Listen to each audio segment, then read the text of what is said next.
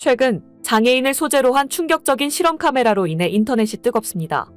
얼마 전 인도 CNN 방송 프로그램에서 한국의 수도 서울의 중심지에서 진행한 실험이 온라인상에서 큰 화제를 모은 건데요. 이 프로그램은 시각장애인이 신호등의 변화를 알지 못한 채로 길을 건너려는 위험한 상황을 연출하고 주변 사람들의 반응을 관찰하는 실험 카메라 방송이었습니다. 특히 이번 실험에서 가장 주목받은 것은 건장한 한국인 청년들의 돌발 행동이었는데요. 그 행동을 보고 그곳에 있던 패널들뿐만 아니라 행동심리 전문가들, 교육 전문가들 또한 경악을 금치 못했다고 합니다.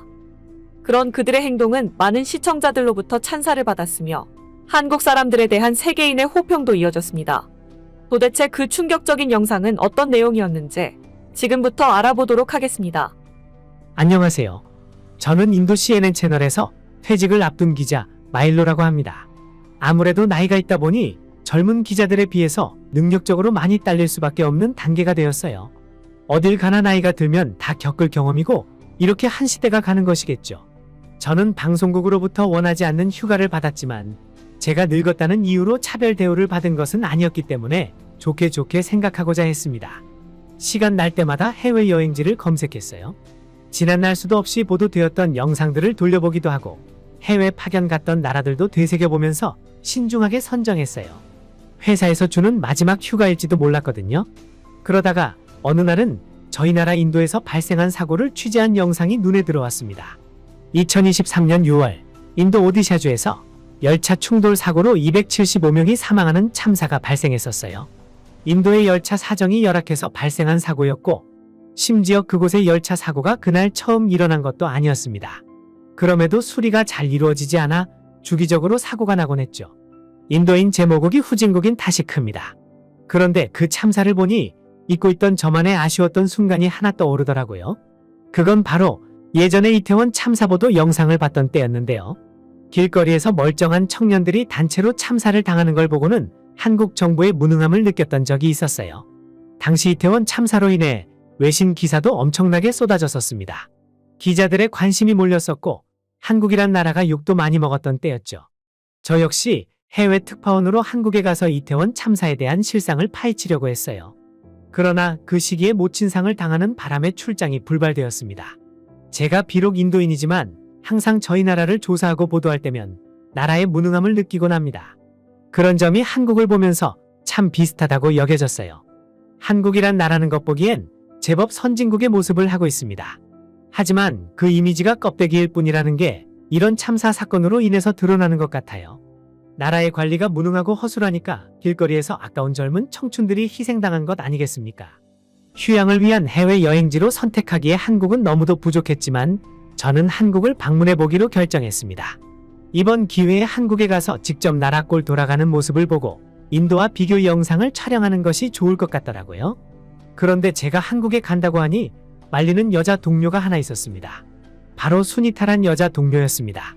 수니타는 저와 종종 같이 취재를 나갔던 가까운 동료인데요. 수니타는 동아시아를 굉장히 싫어하는 기자였어요. 2022년 베이징 올림픽 때문에 중국에 취재를 갔다가 큰 봉변을 당했다고 했거든요. 그 이후로 수니타는 중국이란 단어만 나오면 그렇게 헐뜯었습니다. 다신 동아시아로 출장을 가지 않는다고 선언했고요. 수니타가 중국에서 현장 인터뷰에 신경을 기울이고 있던 때에 아주 몹쓸 짓을 당했다는 거예요. 도대체 무슨 몹쓸 짓을 당했냐고 물어도 수니타는 눈물만 훔칠 뿐 절대 말해주지 않았습니다. 아무래도 우리가 상상하는 그 이상의 범죄를 당한 것 같아서 차마 그 이상은 묻지 못했습니다. 단단히 기분 상한 수니타는 당시 촬영을 모두 망치고 빈손으로 귀국했었습니다. 수니타는 중국에서 한국을 향한 소문을 하나 들었다고 했는데요. 중국에서 소문이 파다하더라. 한국은 중국 따라쟁이라고. 겨우 중국을 따라하는 한국에서 무슨 휴양을 하겠다는 거야. 한국도 마찬가지로 추악하다는 거 잘 알아. 나는 인도와 다를 게 없어 보이는 그 한국의 실상이 보고 싶은 거야. 실상? 그걸 꼭 가서 봐야 알아? 퇴직할 때 다 되더니 뇌까지 굳은 거야? 제 말이 딱히 설득력 없었는지 수니타는 저를 이해하지 못했습니다. 걱정하기도 했죠. 그나마 중국은 강대국이기라도 하지. 한국은 서울의 강남만 도시화되어 있는 총구석이라며 저를 끝까지 설득했습니다.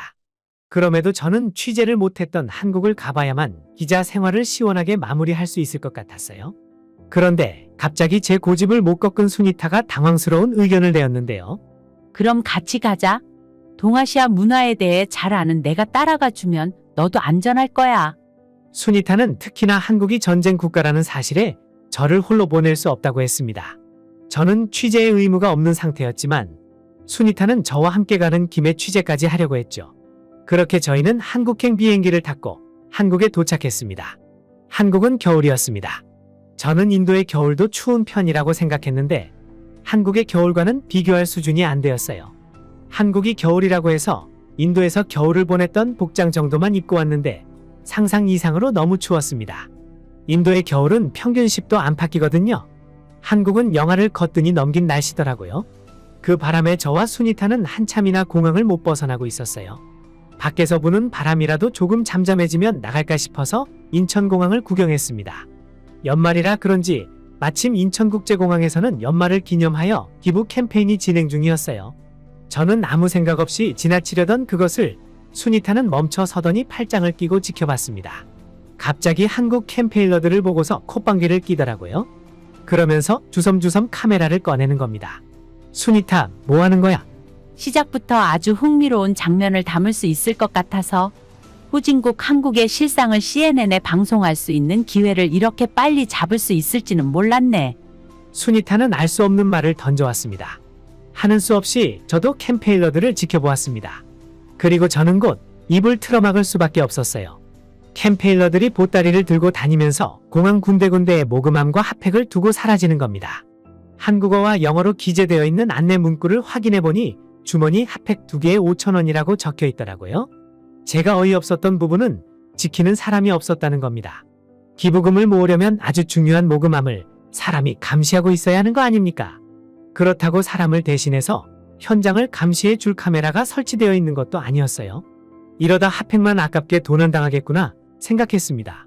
저와 같은 생각을 수니타도 했기에 카메라를 든 것이었어요.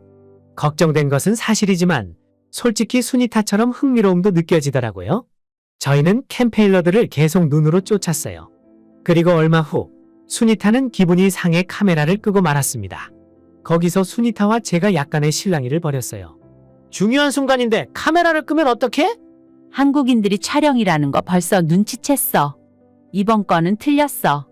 진짜 한국 사람들 여우같이 눈치도 빠르다. 수니타가 이렇게 행동하는 이유는 바로 핫팩 앞을 얼쩡거리는 한국인들의 태도 때문이었습니다. 한국인들이 정말 정직하게 그 핫팩들을 구매하여 들고 갔거든요. 현찰이 있는 사람들은 모금함에 5,000원이나 만원을 넣었고 현찰이 없는 사람들은 안내 문구 아래에 적힌 계좌로 돈을 입금하였습니다. 핫팩의 개수도 속이지 않고 양심껏 맞춰갔어요. 물론 구매하지 않은 사람들도 있었습니다. 그렇다고 그들이 핫팩이나 덩그러니 놓인 모금함을 훔쳐가는 것도 아니었어요. 그저 눈길만 주고 지나칠 뿐이었죠. 솔직히 저는 그 모습을 길게 촬영하고 싶었습니다. 마음 같아선 기부에 참여한 한국인을 상대로 인터뷰도 진행하고 싶었어요. 그러나 수니타는 한국인들이 촬영을 눈치채고서 이미지 관리하는 거라며 부정적으로만 생각하더라고요. 저는 수니타를 설득해 그건 모르는 일이니 우선 영상을 담아놓자고 설득했습니다. 제 말에 꿈쩍도 안 하는 수니타와 거기서 실랑이를 길게 벌일 뻔했어요. 그런데 수니타가 어느 한 곳을 바라보더니 그렇게 꽁꽁 감추고 있던 카메라를 황급히 켜는 겁니다. 무슨 일인가 싶어서 수니타가 주시하는 곳을 돌아봤어요. 아까 그 모금함이 있는 장소에 웬 건장한 청년들의 무리가 있었습니다. 그 청년들은 덩치가 제법 있었어요.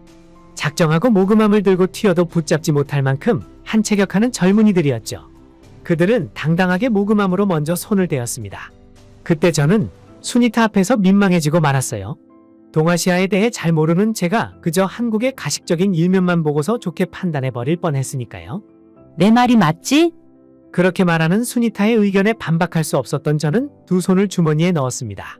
그런데 수니타의 표정이 갑자기 정색으로 물드는 겁니다. 저는 다시 그곳을 돌아봤습니다. 그리고 딱 한마디를 내뱉었어요. 세상에, 이게 무슨 일이야? 그리고 크게 웃음을 터뜨렸죠. 아까 그 무리의 한국 청년들이 탁상에서 떨어질 것 같던 모금함을 개인 소지품인 테이프로 안전하게 고정해 놓고 그대로 떠나는 겁니다. 그 이후로 제가 수니타의 카메라를 빼앗아 들고 촬영을 이었습니다. 청년들이 가고도 계속되는 한국인들의 정직한 행렬에 수니타는 당황한 채로 서 있기만 했어요. 아무래도 순위타는 중국에서 겪은 동아시아의 단점이 한국에서도 똑같이 드러날 거라 예상했던 것 같습니다. 촬영을 마치고 공항을 떠나는데도 순위타는 혼잣말로 계속 그때의 상황을 그리더군요. 나는 중국인이 기부하는 걸 본 적도 없고 돈 앞에서 정직한 모습도 본 적이 없어. 그런데 대체 저들은 뭐지? 같은 동아시아 사람들이 맞는 건가? 아님 공항이라서 연기를 하는 건가? 정말 혼란스러워.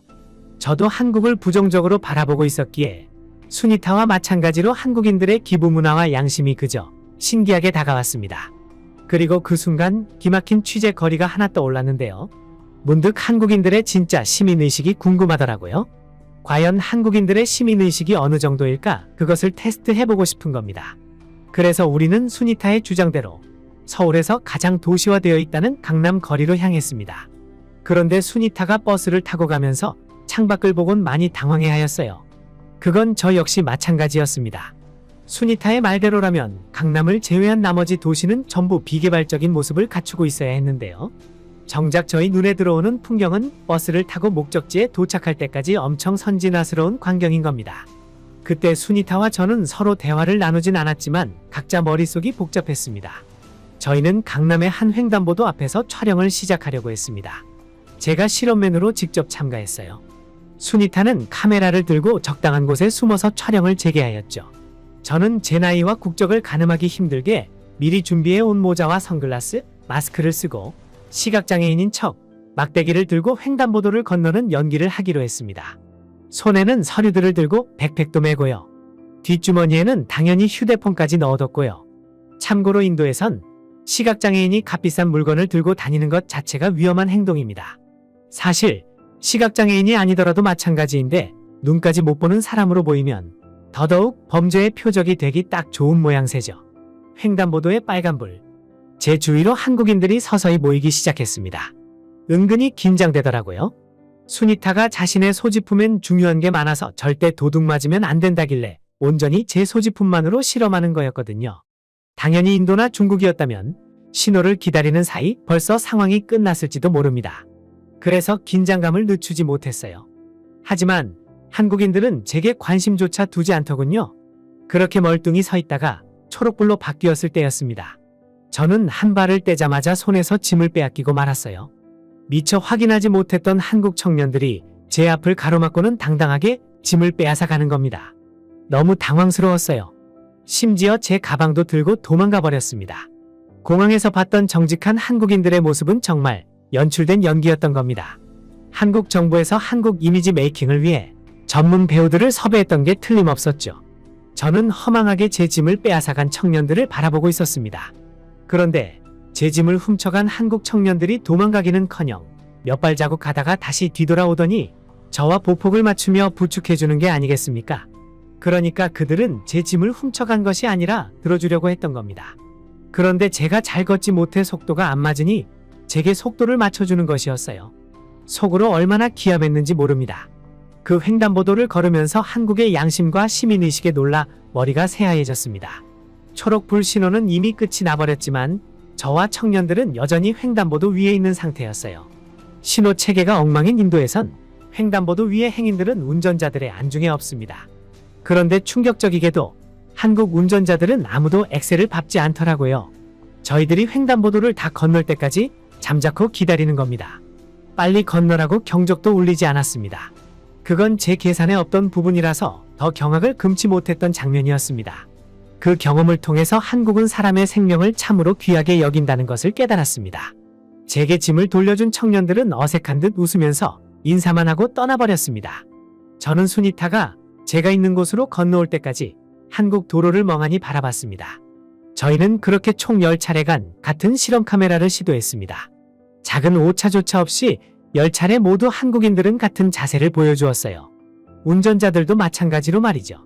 순위타와 저는 숙소로 돌아와 찍은 영상을 돌려보며 많은 이야기를 나누었습니다. 저도 저지만 특히 순위타가 굉장히 놀랐어요. 동아시아는 거기서 거기인 줄 알았다더라고요. 자기가 큰 착각을 한 것 같다며 한국인은 정말 미쳤다고 격하게 감탄했습니다. 사실 굳이 실험하지 않아도 될 뻔했겠더라고요. 저희가 가는 곳마다 한국인들의 의식 수준이 알아서 보였고 한국인들이 알아서 다가와 도움을 주었거든요. 한 식당을 방문했을 땐 음식을 다 먹고서 팁을 올려둔 뒤 나오려고 했었는데요. 사장님이 급하게 저희를 붙잡더라고요.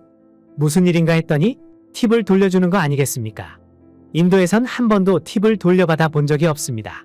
어느 식당에선 팁을 안 주면 식당 주인이 지구 끝까지 쫓아올 기세로 팁을 강요하기도 합니다. 식당의 서비스가 훌륭하고 말고는 아무런 상관이 없는 거죠. 사실 한국에는 팁 문화가 없다는 걸 몰랐습니다. 그러나 제가 감동받았던 포인트는 솔직히 팁이란 게 손님이 주면 그냥 꿀꺽할 수도 있는 돈이거든요. 그런데 그것을 정직하게 돌려주는 식당 주인의 마음이 너무 감동이었어요. 제가 느낀 감격을 수니타도 똑같이 느낀 것 같았어요.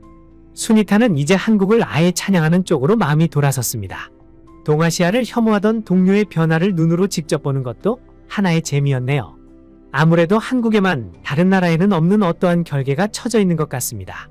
그렇지 않고서야 어떻게 한국만 치안 수준과 시민의식, 양심 등이 이렇게나 높을 수가 있겠어요? 제가 CNN 기자를 하면서 솔직히 적지 않은 국가를 돌아다녔습니다. 그런데도 그 중에서 한국이 단연 독보적이라고 확신할 수 있을 정도예요. 한국에서는 저와 수니타의 실험 취재가 어떻게 느껴질지 모르겠습니다.